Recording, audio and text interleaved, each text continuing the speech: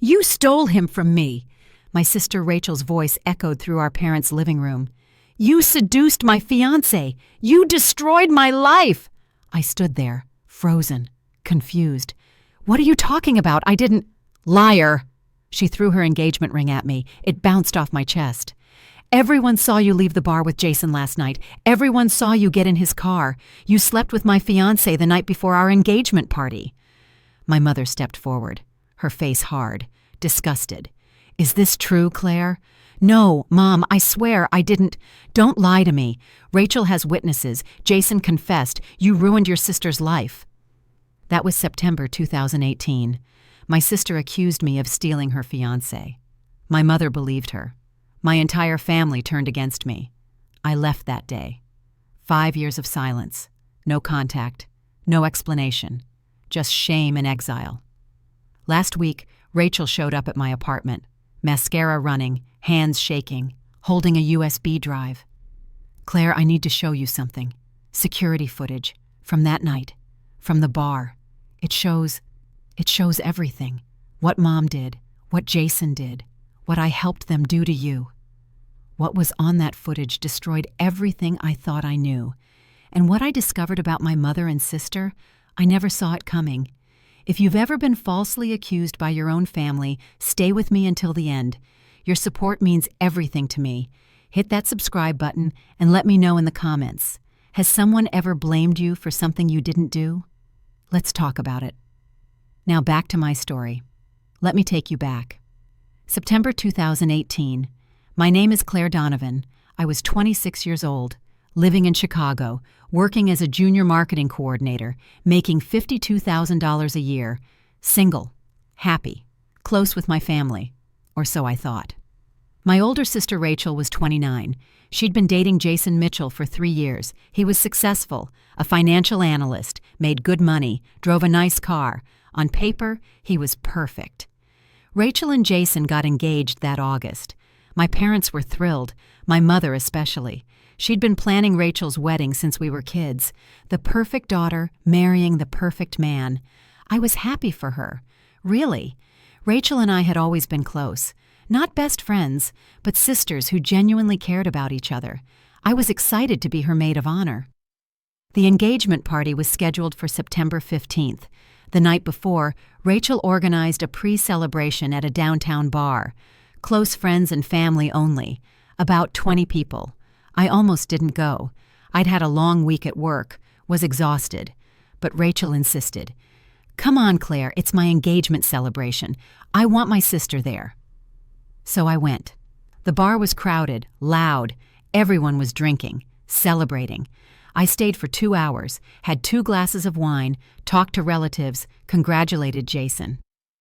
Around 10 p.m., I started feeling sick, dizzy, nauseous. The room was spinning. I found Rachel. I'm not feeling well. I think I need to go home. She looked concerned. Are you okay? You look pale. I just need air and my bed. I'm sorry. I'll see you tomorrow at the party.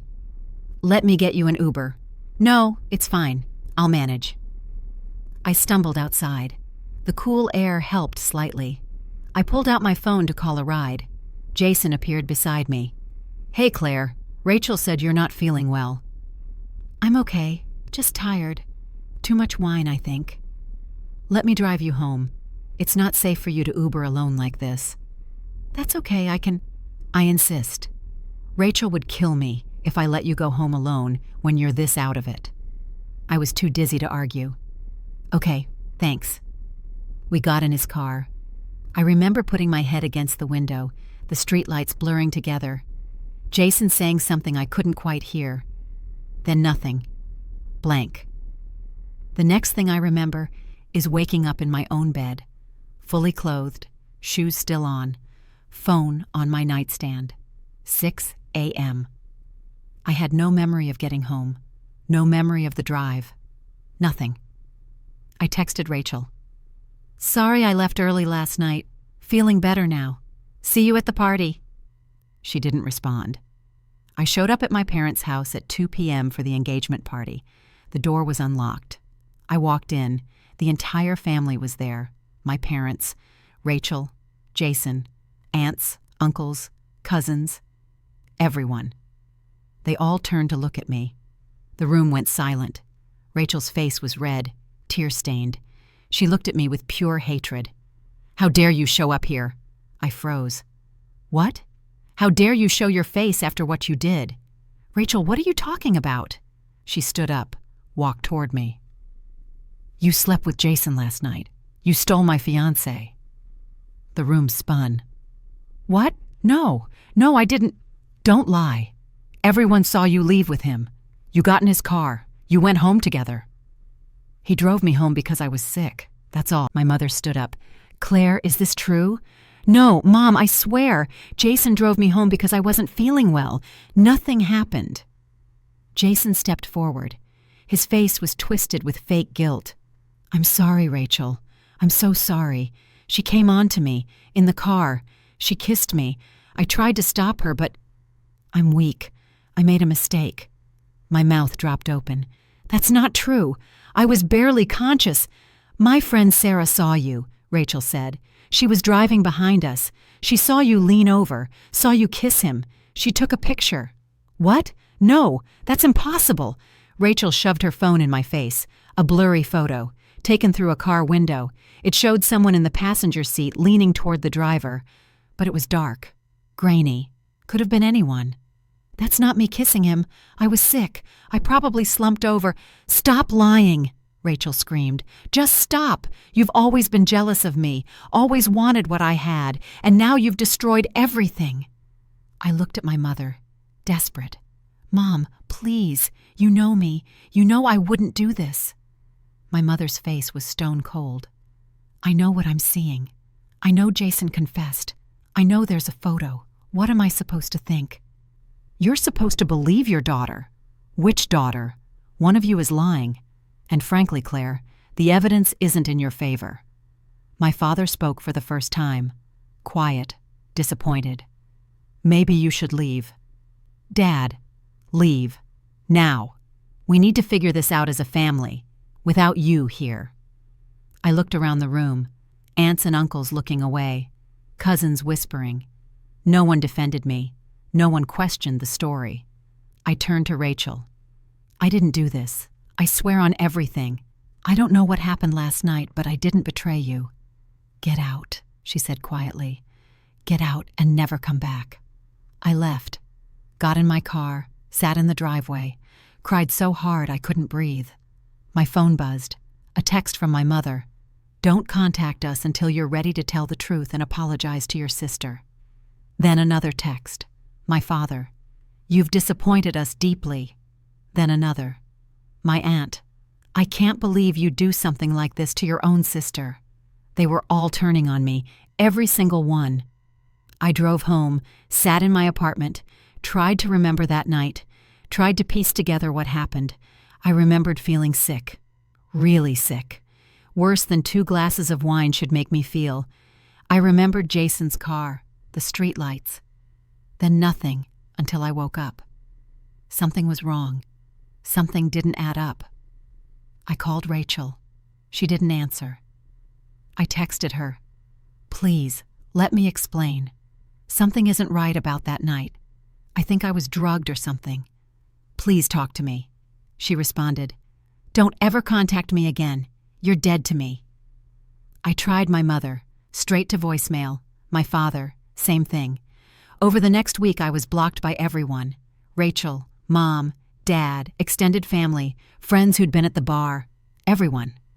I lost my maid of honor position, obviously. But I also lost my family, my support system, everything. I tried to defend myself on social media, posted my side of the story, but Rachel's post had already gone viral among our family and friends. My own sister betrayed me in the worst way possible.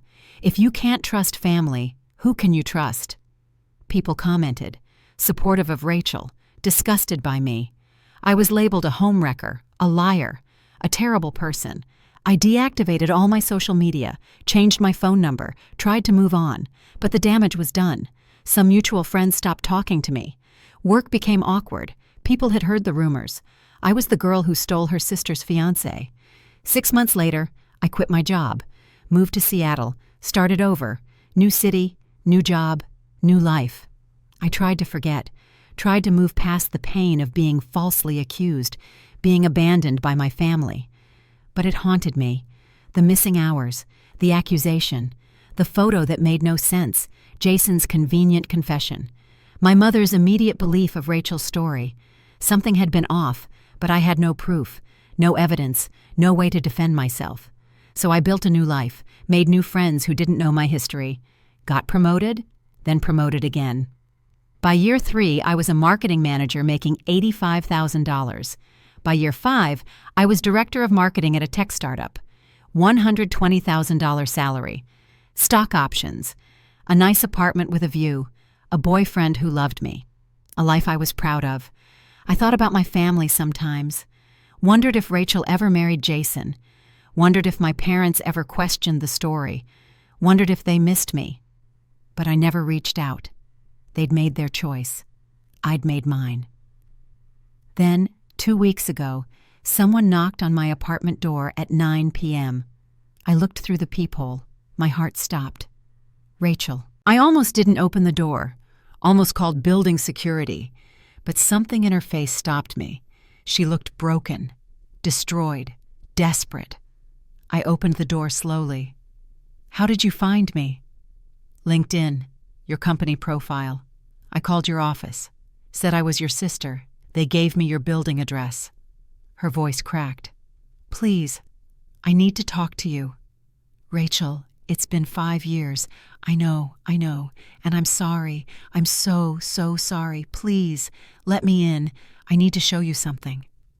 Against every instinct, I stepped aside. She walked in, looked around. Nice place, she whispered. What do you want? She sat on my couch, pulled out a USB drive with shaking hands. I need you to watch this. It's security footage. From the bar. From that night. September 2018. My heart started pounding. What? The bar had cameras. Outside cameras. Parking lot cameras. I never knew. I never thought to check. But last week I was going through Jason's things and I found this. He'd had the footage the whole time. Jason had security footage? He paid the bar owner for it, paid him to delete it from their system, but he kept a copy, hidden. I found it when I was packing his stuff. Packing his stuff? What happened? We got divorced 6 months ago. It was ugly, messy. He wasn't who I thought he was. She looked up at me with tears streaming. Please, just watch this. You need to see what really happened that night. She plugged the USB into my laptop, opened a video file. This is from the bar's parking lot camera, 10:07 p.m., the night before our engagement party. The video started playing, black and white, grainy but clear enough. I saw myself walk out of the bar, stumbling slightly, holding onto the wall. I looked sick, disoriented. Jason appeared, walking toward me. He was on his phone. Then he hung up, approached me. The video had no audio, but I could see us talking. Me shaking my head, him insisting, me finally nodding. We walked to his car. He opened the passenger door. I got in, slumped immediately against the window. Jason closed the door, walked around to the driver's side. But before getting in, he pulled out his phone, made a call, talked for about 30 seconds, then got in the car. The car didn't move. For 10 minutes, it just sat there. The timestamp showed 10:13 p.m. to 10:23 p.m. Then, at 10:23 p.m., another car pulled up beside Jason's car. I recognized it immediately. My mother's silver sedan. My mother got out, walked to the passenger side of Jason's car, opened the door, leaned in. I could see her touching my face, positioning my head. Then she gestured to someone in her car. Another person got out. I couldn't see clearly who it was at first. Then they moved into the camera's view. Rachel. My stomach dropped. On the video, Rachel walked to Jason's car, leaned into the passenger side where I was slumped. My mother was positioning my body, making me lean toward the driver's seat, toward Jason. Another car pulled up. I recognized the driver. Sarah. Rachel's friend, the one who'd supposedly been driving behind them and saw me kiss Jason. Sarah got out, walked over. My mother waved her closer, pointed at Jason's car, at me slumped over. Sarah pulled out her phone, started taking photos, multiple angles, flash going off. She was taking the evidence photos, the ones that showed me kissing Jason. But I wasn't kissing anyone. I was unconscious. They were staging it, positioning my body to make it look like I was leaning in to kiss him. The video continued. After Sarah finished taking photos, my mother and Rachel stepped back. Jason started his car, drove away with me still slumped in the passenger seat. My mother, Rachel, and Sarah stood in the parking lot talking for a few more minutes. Then they all got in their cars and left. The video ended. I stared at the screen, numb, unable to process what I'd just seen. Rachel was sobbing. "I'm so sorry. I'm so sorry, Claire." "You set me up," I whispered. "All of you. You drugged me, staged photos, made everyone believe I betrayed you."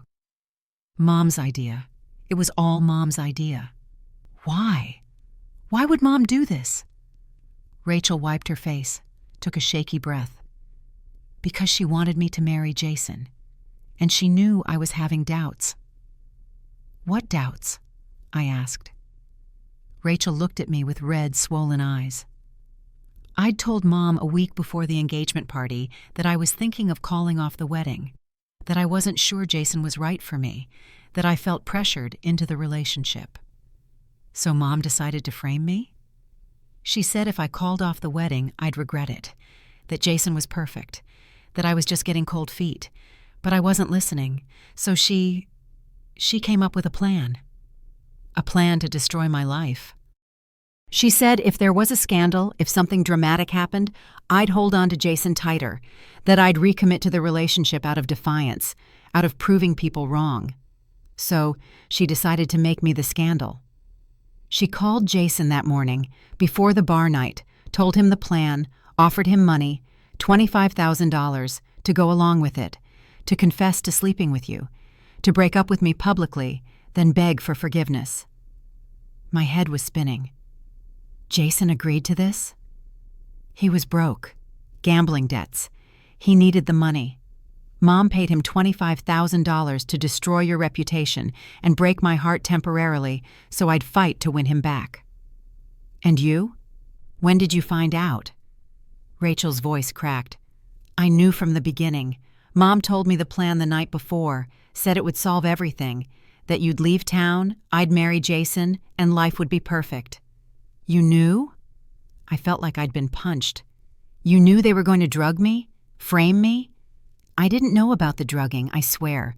Mom said you'd just have a few drinks, get tipsy, and Jason would drive you home. That we'd stage some photos to make it look bad. I didn't know Mom put something in your drink. I didn't know you'd be unconscious. But you still went along with it. You still accused me. You still let everyone believe I betrayed you. I was weak, scared. Mom convinced me it was the only way, that you'd recover, that eventually people would forget, that it was just temporary damage. Temporary? Rachel, I lost everything. My family, my friends, my reputation. I had to move to a different city and start my entire life over. I know, and I'm sorry. I've been sorry every single day for 5 years. Why tell me now? Why not just keep the secret? Because I can't live with it anymore. Because my marriage to Jason was a disaster. He was controlling, abusive, a liar. Everything Mom said he wasn't. We divorced 6 months ago, and when I was packing his things, I found this USB drive labeled insurance. Insurance? He kept it in case Mom ever turned on him, in case she tried to take back the money or expose him. He had evidence of what she did. What we all did. Have you shown this to Mom? Rachel shook her head. Not yet. I wanted to show you first. I wanted you to know the truth before anything else happened. What do you want from me? I want you to decide what to do. Press charges, sue Mom, sue Jason, sue me. Whatever you want, I'll cooperate fully. I'll testify. I'll tell everyone the truth. I need you to know that I'm sorry, that I was wrong, that you didn't deserve any of this. I sat there for a long time, staring at my laptop screen, at the frozen image of my mother positioning my unconscious body, creating evidence of a crime I didn't commit. "Does Dad know?" I finally asked. "No. He believed the story just like everyone else. Mom never told him the truth." "And the rest of the family?"